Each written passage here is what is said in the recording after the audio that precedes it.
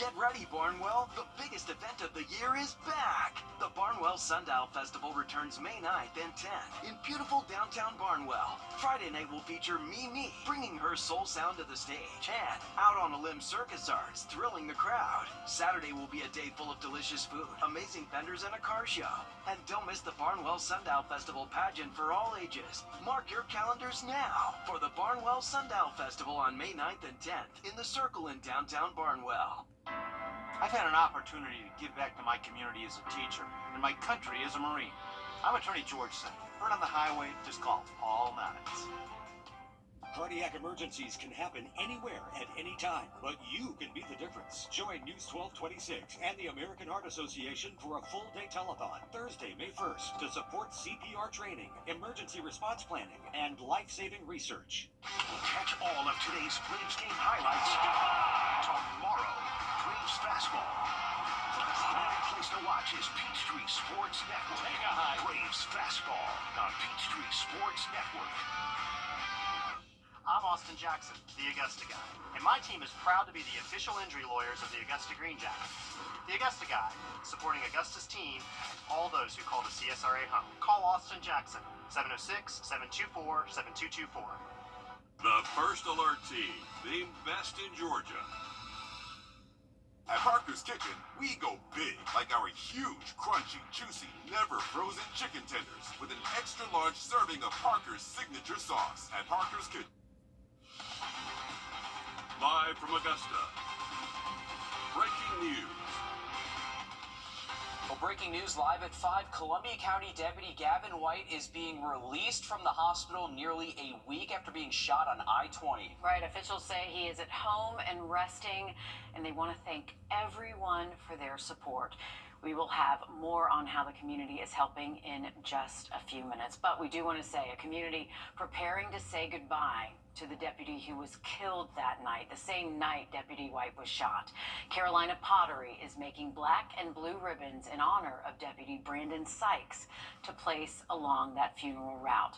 That route starts at Petite Funeral Home on Davis Road in Augusta and ends at the Columbia County Performing Arts Center.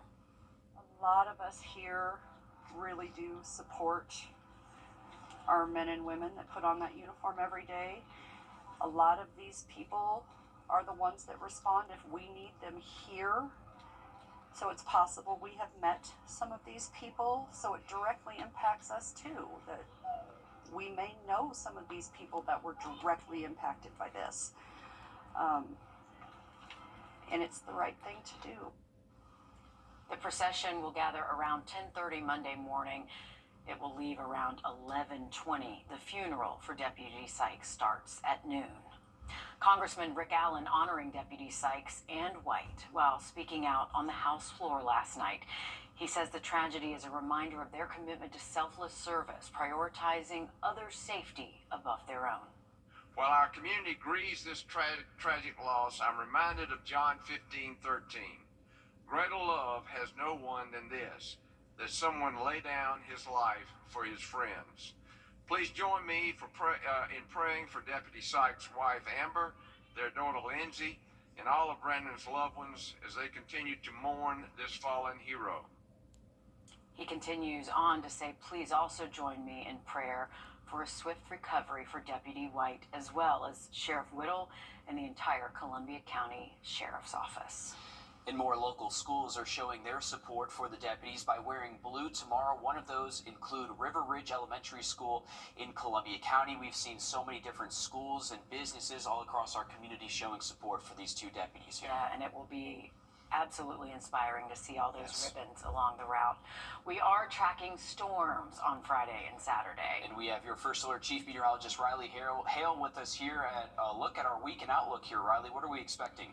Yeah, guys, we went ahead and actually issued a first alert for Saturday. We have started to notice that there's a little bit higher chance for maybe seeing some strong to even severe thunderstorms Saturday, so we're going to go ahead and pull that trigger. First alert is in effect Saturday. Make sure you are staying weather aware, especially since it's a weekend day. We have a lot of people outside trying to enjoy this warmer weather we have outside, but want to make sure you are staying aware and just keep an eye to the sky. We got a few storms in the forecast tomorrow. I think most of those tomorrow should stay sub-severe, but this is the outlook for Saturday that will stay in effect through Saturday night. It's a marginal risk from the Storm Prediction Center, so we're not expecting widespread severe storms, but there's going to be storm activity. Some of them could pulse up enough to produce those strong wind gusts, maybe even some hail up to the size of quarters. So a couple different severe weather threats we're looking at. Here's how these rain chances materialize over the next couple of days. For tomorrow, mainly afternoon, early evening, we have a chance for a few hit or miss storms. You can see by Saturday that chance is much higher, so that's why we have issued that first alert once again. A little bit higher chance to see some of those thunderstorms Saturday, and some of them could be on the strong side.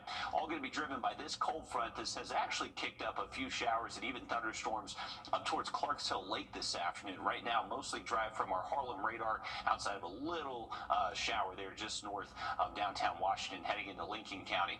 Have an update on those rain chances Friday and Saturday again, just about 10 minutes. Thanks, Riley. Former Georgia State Representative Ben Harbin has died. The Richmond County coroner says he died of natural causes and it was not a suspicious death. The coroner says he was found dead at the Fairfield Inn on Washington Road last night.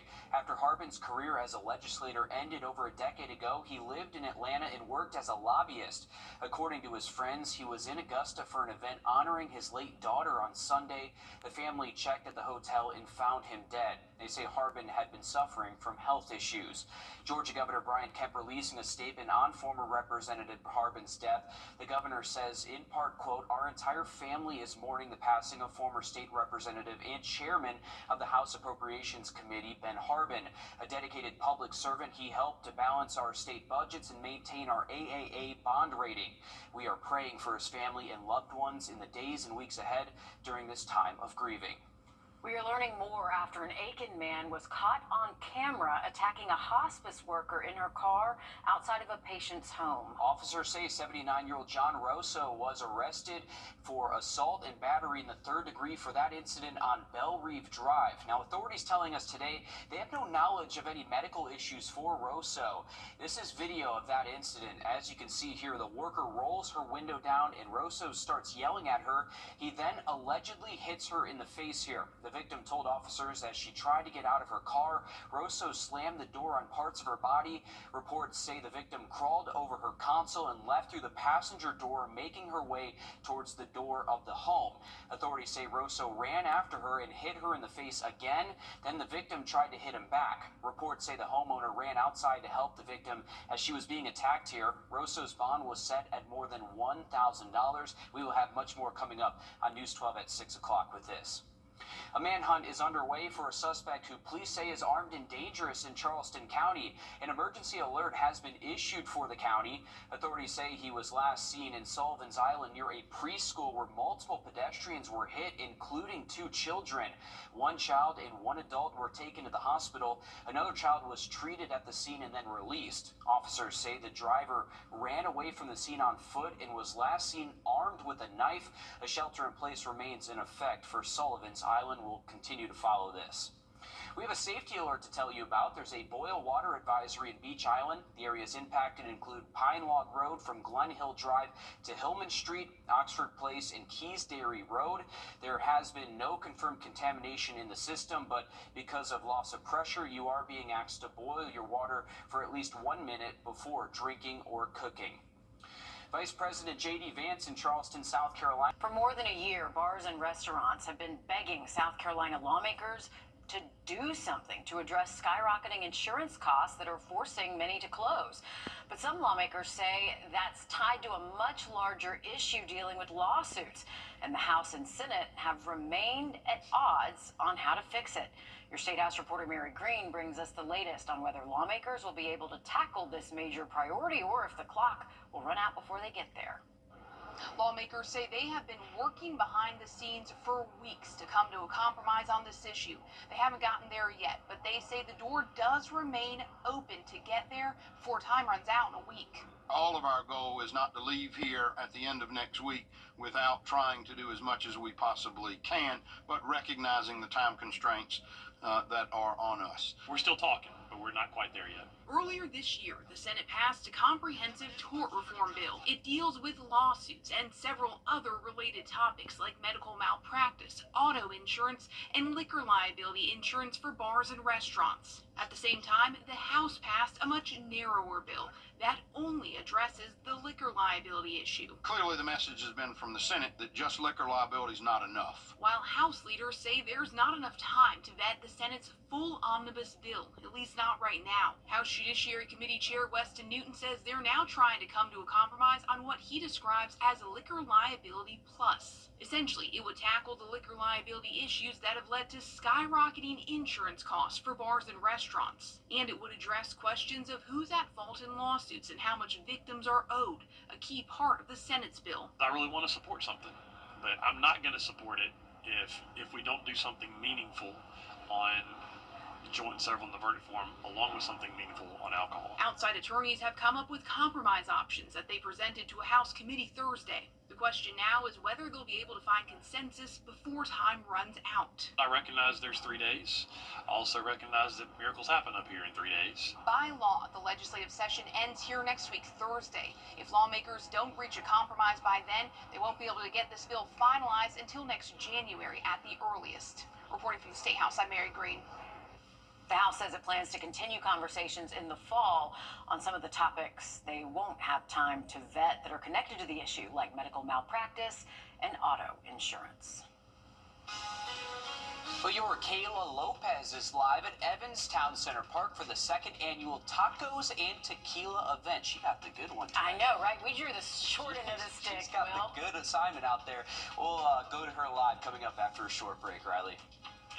Out there right now, but we are bringing back some thunderstorm chances over the next few days, and we have issued a first alert for Saturday. Much more on this forecast just after the break. Time and temp, brought to you by your First Alert weather team. Introducing the First Alert Radar Network. With up to 10 times the resolution of other local radars and technology that can pinpoint right down to your street. First just got faster. We've helped injured people Welcome back in, folks. Look at our radar network. You can see we had a quick little wave of thunderstorm activity cross over Clarks Hill just after lunchtime. Dry scans on the radar right now. If you're heading out to any events going on around town, it does look mostly dry heading into this evening.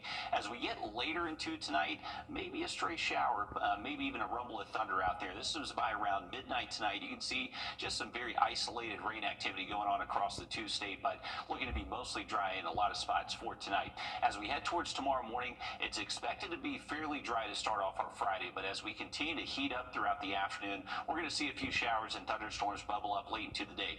It looks like coverage tomorrow should generally stay isolated to widely scattered, so hit or miss thunderstorms out there. Our particular model here is favoring a lot of this activity to stay north, but other models are bringing in a little bit more activity, so just a heads up, stay weather aware if you're going to be outside late into the day on Friday.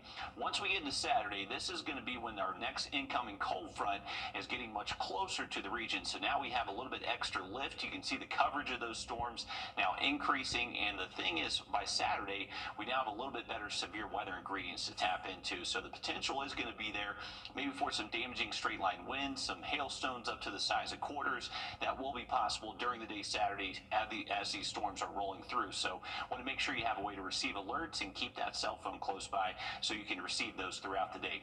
Take a look at this. Once we get into Saturday night, rain continues. Actually, the heaviest rain could actually be timed out to show up Saturday night and early Sunday morning. Now, the forecast Sunday, on our 7-day forecast, you're going to see about a 30% chance for rain Sunday. A lot of that is early in the morning. Our in-house model actually wants to push this front all the way east to where we're fairly dry a lot of the day Sunday. So if you have outdoor plans Saturday, I would definitely be mindful of the storm chances. Sunday, I think we're mostly dry, not necessarily a day where we have to think about canceling too many outdoor plans, thankfully. But for your Saturday, we have issued that first alert. Make sure you are staying weather aware. Storm chances go down Sunday, and then we're looking at some beautiful weather next week, mostly sunny and a little bit less humidity by Tuesday and Wednesday. Sounds good. Thanks, Riley. Tonight is the second annual Tacos and Tequila event at Evans Town Center Park. Yeah, there is a taco and margarita competition between restaurants, dance performances, and more. Your Kayla Lopez is live at Evans Town Center Park. Kayla, what else can we expect to see tonight? Yeah, what another fun assignment for me today. They were just cooking some chicken over here on the stove, but I want to show you just how yummy this is. They have chicken, they have carnitas, they have al pastor, and it's tacos, tequila. The event itself is free, and then there's multiple vendors that you can choose from. They're going to have corn. They have so many toppings here, and I'm here all in their mix right now. You can see they have this Blackstone grill over here to the right. They just pulled this chicken off of it, but they're going to have a mariachi band. They're going to have bachata lessons. I could use some practice on that myself. There's a mechanical bull. There's kids playing cornhole. Plenty of food. Did I mention the event is free? What else could you ask for outside of some good food, some drinks, and some fun here at Evanstown Center Park? Everything ends at 9 o'clock. I'm so tempted to get on that bull here in the next couple of minutes, but they just pulled some delicious food off of here. I wish I could have showed you that chicken, but trust me, I've had some of it. It's delicious. So, guys, I hate to brag about another fun Thursday here in Augusta. Well, let's just say we need to see you on that bull the next time we come to you. Just saying. Like, that needs to happen. Absolutely needs to happen. Thanks, Kayla. Well, the American Heart Association is hosting a telethon today and how you can give back. And we hear from a mom and how her advocacy is helping to add devices in schools to help with cardiac emergencies. Stick with us. First Alert Radar, powered by Jim Hudson Automotive Group. Hurry, it's happening Monday at Rooms to Go. When you're on the go, Circle K's on the way. Grab something fresh, fast, for just $3, $4, or $5. Whether you're finishing a long night, about to start your day, or just grabbing a quick bite, you'll always find a fresh meal deal ready to go. Easy, fast, and affordable. Get a meal deal at Circle K today. At participating locations, visit CircleK.com for details. Come and experience a community engaged in living out God's mission as we encourage and support one another to grow in faith and impact our world for Christ. We welcome you to join us this week on one of our campuses in Augusta, Belvedere, or Grovetown. You can also join us right here on WRDW News 12 at 11 a.m. for Warren A Way of Life. Visit us anytime online at warren.church for more information. We hope to see you this Sunday. The dentist will be right in. Visit sendinfokit.com for all the details. Physicians Mutual, Physicians Mutual. Welcome back in, folks. A look over our Thurman Dam Cam in Clarksville Lake. It is beautiful out there today. They had some thunderstorms earlier, but now just cloudy skies. Temperatures are in the mid-80s. It's warm again, and we're hoping the clouds can clear out because we actually have the third night in a row now that we could potentially see the Starlink satellites that were recently launched. So this one's going to be timed out for 9:10 p.m. So set your alarm clocks. It's going to be most visible to us around 9:12, between 9:12 and 9:14. It's going to be a 4-minute pass. This one's not going to be quite as high in the sky as the one yesterday, but if you look towards the western horizon, you should be able to pick it up as it does drop towards the south. So another good opportunity to see that if the cloud cover stays away. It is a little bit more thick out there than the previous nights. Take a look at our Super 7-day forecast. Remember, Saturday we have issued that first alert. That's when we are expecting a little bit better storm chances. This is our in-house model here. So Saturday morning, mostly dry and isolated shower, not ruled out, but you can see the coverage of rain definitely ramps up once we get into the afternoon. So I would say after 2 p.m., that's when coverage is expected to at least be scattered in nature, and there will be the potential for maybe some of these to be strong, even severe. So want to make sure you are staying weather aware on Saturday. All right, thanks, Riley. We've told you how the American Heart Association has made it their mission to turn bystanders into lifesavers so that in the time of a cardiac emergency, anyone, anywhere is prepared to provide CPR. Right. For one local mom, she's been an advocate for cardiac arrest awareness after her 13-year-old son, Monty, went into cardiac arrest during a basketball game back in November of 2023. Monty died at the hospital a month later. His story caught the attention of state lawmakers, and to this day, Monty's mom is still working to make a difference. He had good manners, very respectful. He loved God. Stephanie Rouse says her son Monty was a really good kid who also loved video games and sports. He played sports all his life, basketball, baseball, football. So he was really excited when he made the basketball team at Columbia Middle School. She says Monty worked really hard to make the team that year. During his first basketball game, Monty played the first quarter, and when he went to sit down at the bleachers, he collapsed. He was down for about 9 or 10 minutes. Nobody performed CPR. They didn't get an AED until the ambulance arrived, and he ended up passing in the hospital.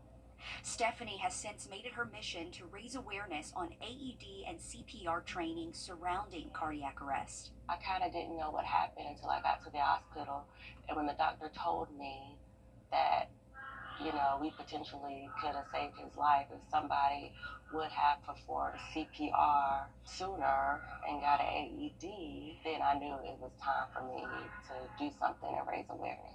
Stephanie continued sharing Monty's story, catching the attention of state lawmakers. Last year, Georgia Governor Brian Kemp signed House Bill 874, which requires an AED in all schools, but also outlines how schools need to have an emergency action plan surrounding cardiac arrest and practice drills. Stephanie was right there to witness the signing with a photo of Monty in her hands. It was bittersweet. I hate that my son had to lose his life because of it. But like I said, I know that this is something that he would want me to do. Because of Stephanie's push to get that bill signed, the city of Grovetown declared September 7th as Monty Rouse Jr. Day, which is his birthday. She says other parents have reached out to her with similar stories of losing their child to sudden cardiac arrests. According to the American Heart Association, more than 350,000 out-of-hospital cardiac arrests happen each year, and the death rate is 90%. The organization says CPR, if performed immediately, can double or triple a person's chance of survival. The American Heart Association is hosting a telethon today to raise funds that will support CPR training, emergency response planning, and local research. You can go ahead and donate now by scanning the code on your screen or by texting CSR AAHA to 71777. We also have this information on our website. Well, breaking news, another person has been arrested in connection to a deadly motel shooting in Orangeburg. Sheriff Ravenel says 21-year-old Tynes Banton turned himself in to deputies today. Banton is charged with murder in connection to the death of 34-year-old Samson Green. Green was shot at the Crown Inn during Easter weekend. This makes 5 people arrested in connection to this homicide. Riley? Well, if you're heading out this evening, we do have warm temperatures right now in the 80s. That will stick with us through at least around 7, but will gradually fall through the 70s heading towards midnight. Now look at that 7-day forecast just after a short break. If one of these bad boys crashes into you, their insurance company is going to try to settle with you quickly, but for a lot less. I'm attorney Ken Nugent, and this is my outstanding team. Hi. We're known for moving pretty quickly ourselves. Getting your money fast is crucial for your recovery, so we go for the maximum settlement possible. Faster. How fast, you ask? One call, that's all. Call Ken.com. It's payback time. You've put up with... Or call 800-990-3162. That's 800-990-3162. Call now. Looking for actual change in your life? We have a good Father who gives us answers to questions, solutions to problems, and desires to bless us with good things.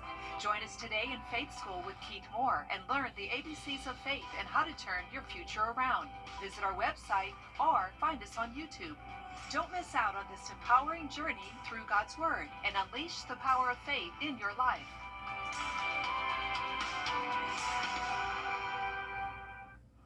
Welcome back in, folks. A live look outside of our studios. This is I-20 Riverwatch Parkway. Traffic moving okay right now. Not too many concerns. 86 degrees on the thermometer. It is another warm afternoon, about 5-6 degrees above average for this time of year. So if you want to take advantage of the warm weather and go for a dog walk this evening, we got generally dry conditions, but it is kind of cloudy out there. We'll hang on to some cloud cover the next few hours, but that'll turn partly cloudy to mostly clear as we head into the overnight hours, and temperatures will be warm, 80s and 70s at least through midnight tonight. Now, once we get into tomorrow afternoon, more storms in the forecast, and then we have issued that first alert Saturday. Make sure you're keeping it here for those updates. All right, thanks, Riley. Stick with us. We have more news and weather coming up after a short break as News 12 Live at 5 continues. In Introducing the First Alert Radar Network. With up to 10 times the resolution of other local radars and technology that can pinpoint right down to your street. First just got faster. Or call 800-210-6004. That's 800-210-6004. Call now. Thanks for watching News 12 on your side. At Parker's Kitchen, we go big. Our catfish sandwich. It's huge, bigger than the bun, with an extra large serving of Parker's signature sauce. At Parker's Kitchen. Live from Augusta. Breaking news. Well, breaking news live at 5. Columbia County Deputy Gavin White is being released from the hospital nearly a week after being shot on I-20. Some good news. Yeah, absolutely. Officials say he is at home and resting, and they want to thank everyone for their support. Meanwhile, businesses are preparing for the funeral of Deputy Brandon Sykes, who was shot and killed over the weekend in Columbia County. Businesses are making blue and black ribbons for community members to show their support along the funeral route. It starts at the Poteet Funeral Home on Davis Road in Augusta and ends at the Columbia County Performing Arts Center. Carolina Pottery is making the ribbons, and they're saying that they're adding it to the route. They want everyone to do so. They have been seeing a lot of people coming into their store for them. They've been directly impacted by this, and they're looking to show support in some way.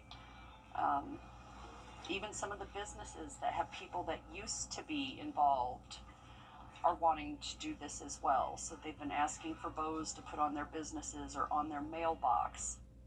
The procession will gather at 10:30 a.m. Monday and will leave at around 11:20 a.m. The funeral for Deputy Sykes starts at noon. More local schools are showing their support for the deputies by wearing blue tomorrow. One of those, River Ridge Elementary School in Columbia County.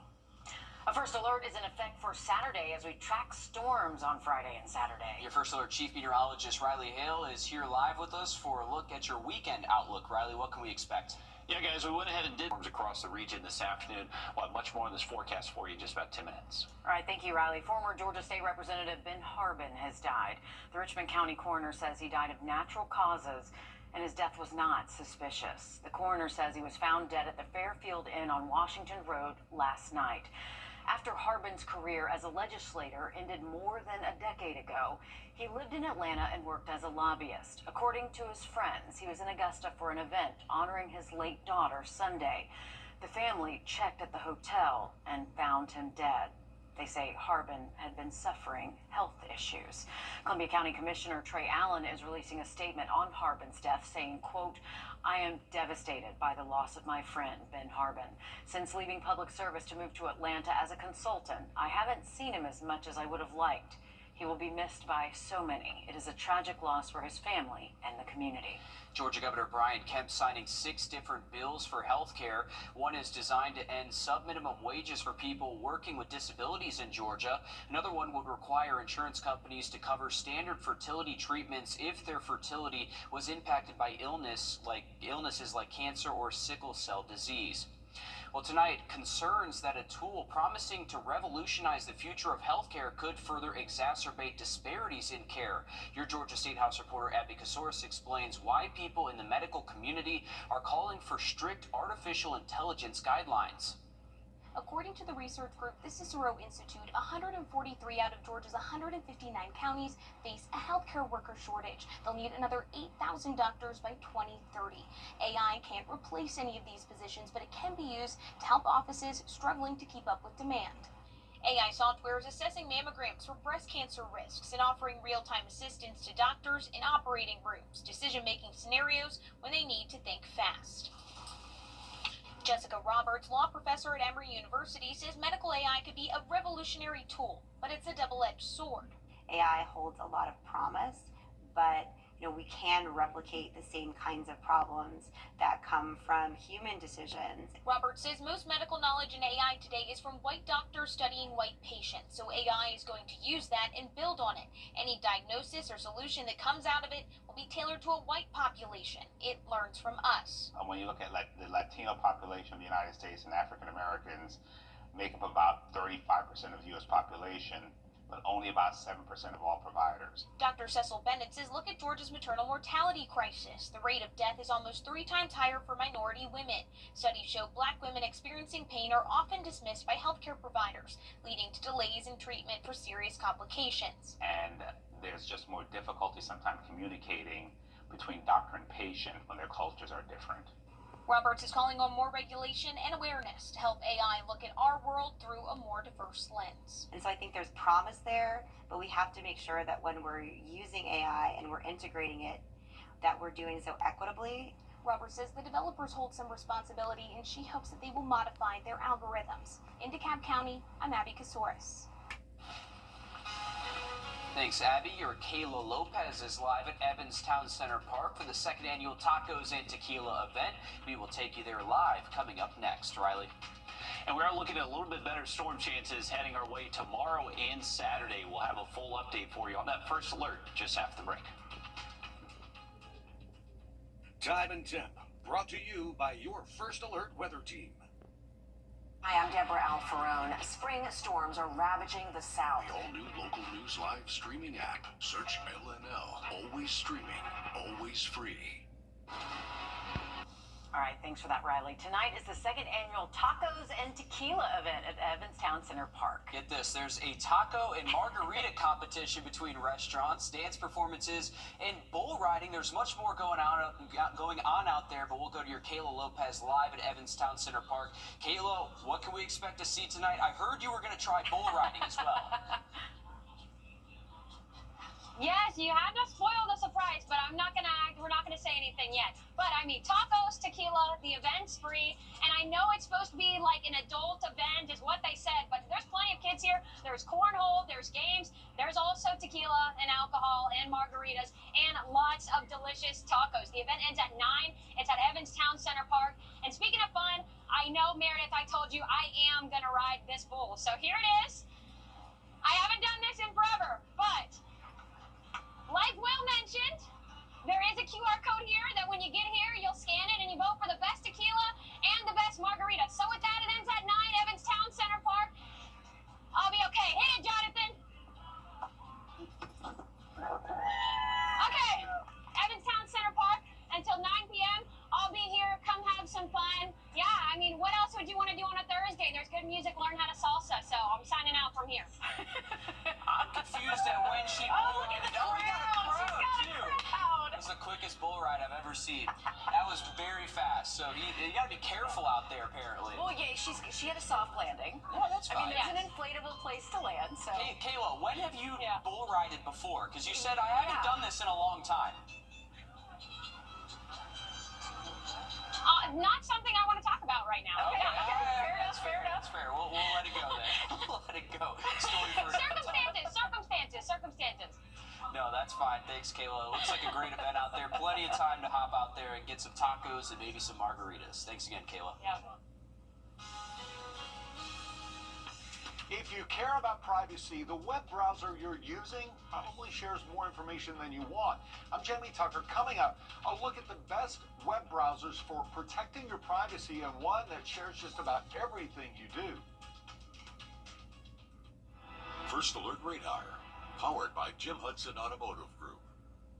It's the Lazy Boy. And state weather where.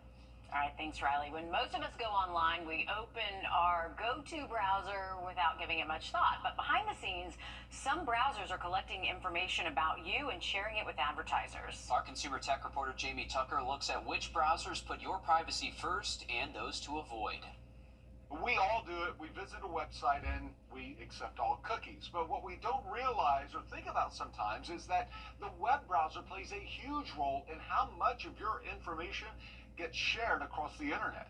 Google Chrome is the world's most popular browser. It's very fast, reliable, and works well with Gmail and all of the other Google tools. But it's also one of the least private. That's because Google makes most of its money, about 77% of it, from targeted advertising.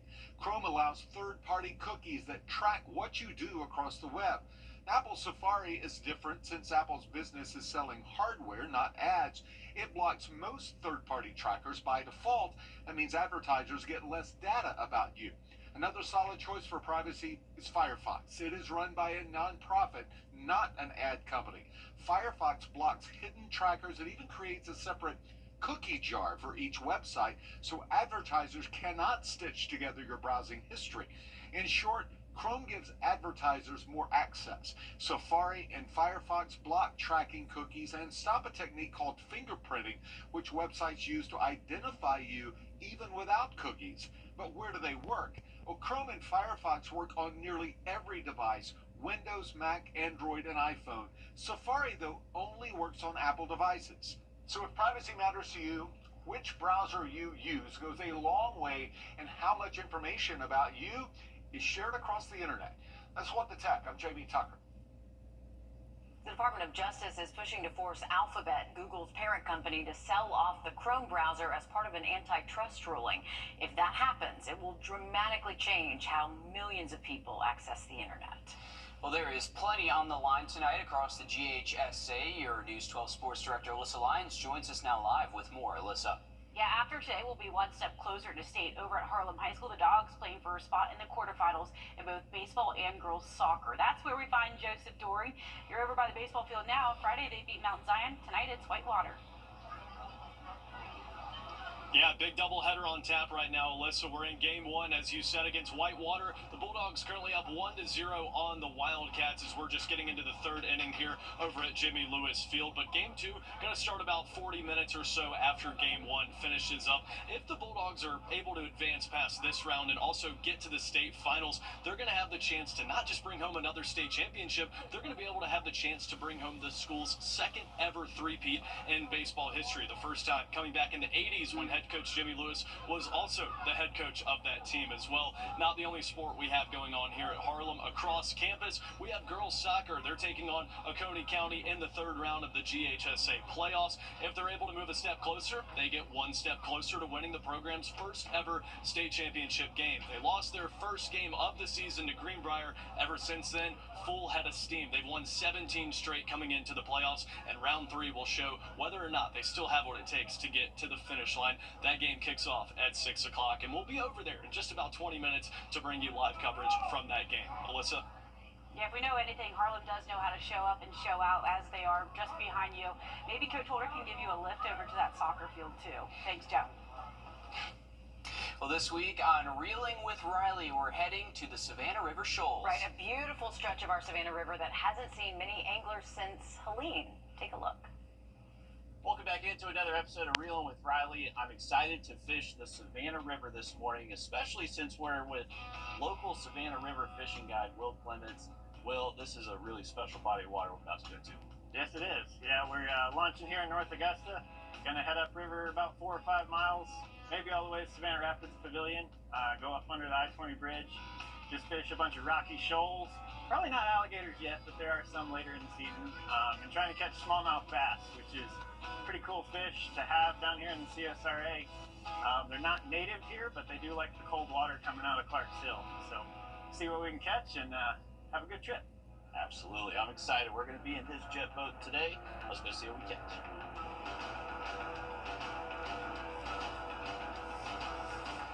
Here we go, baby. Yeah.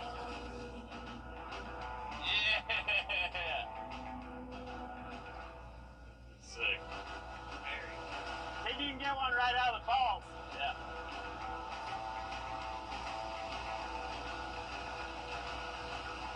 There's a fish. Decent little more, do you think?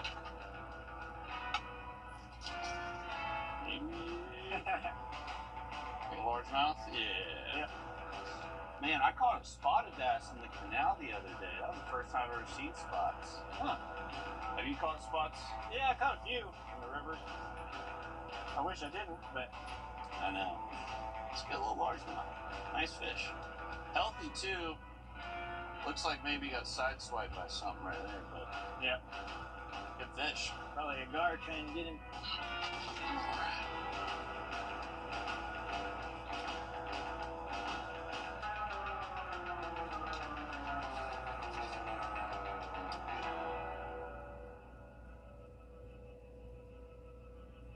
Well, Will, I can't thank you enough for letting us fish with you today. Being out in the jet boat was a new experience for me, and you have the perfect setup to get up there in the shoals.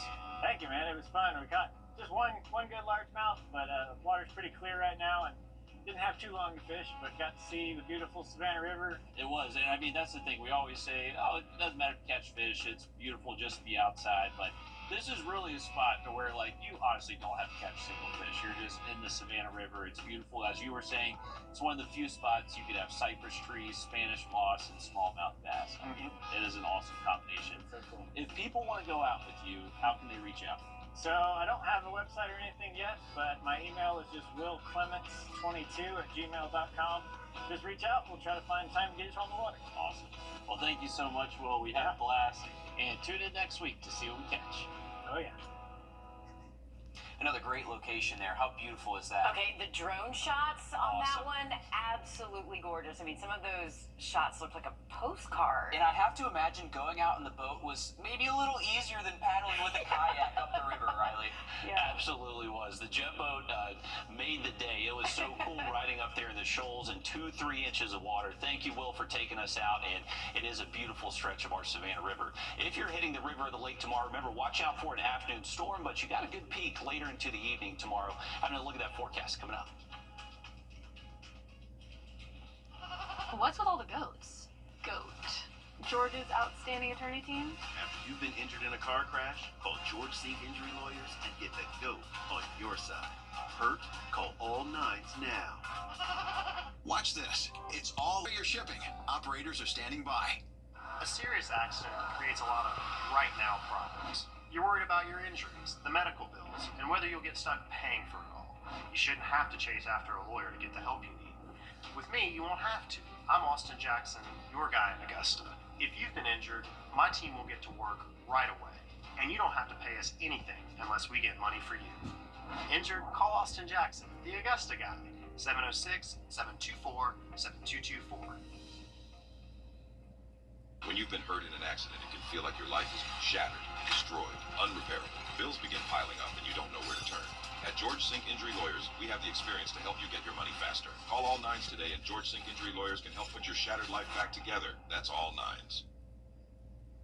Welcome back, folks. This is a live look from our SRP park camera. We're looking down the Savannah River, the Greenway Trail. Seeing a few people walk by. It's a nice afternoon to be outside. If you're heading that direction for this afternoon or into the evening, we got temperatures right now in the mid-80s. It's going to be warm this evening. We'll likely stay in the 80s and 70s through at least around midnight. Once we get into the overnight hours, we'll eventually drop through the 60s and most likely stay in the 60s for overnight lows. So it's not going to be too chilly tonight by any means. It is going to be relatively warm. Heading into our Friday, we are expecting the chance for rain mainly in the afternoon. So if you have outdoor plans tomorrow late into the day, keep an eye to the sky. There could be some hit or miss storms out there.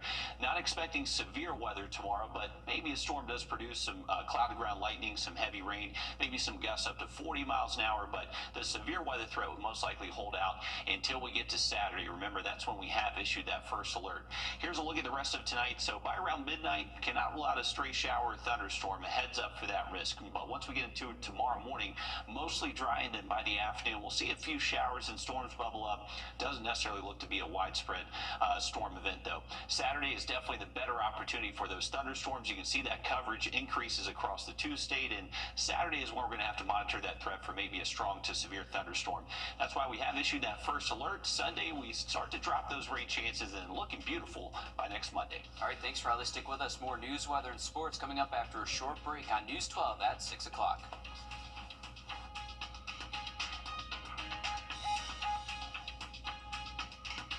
The weather, it's something that affects us all every day. From sunny to severe and anything in between. This is why we First Alert. We haven't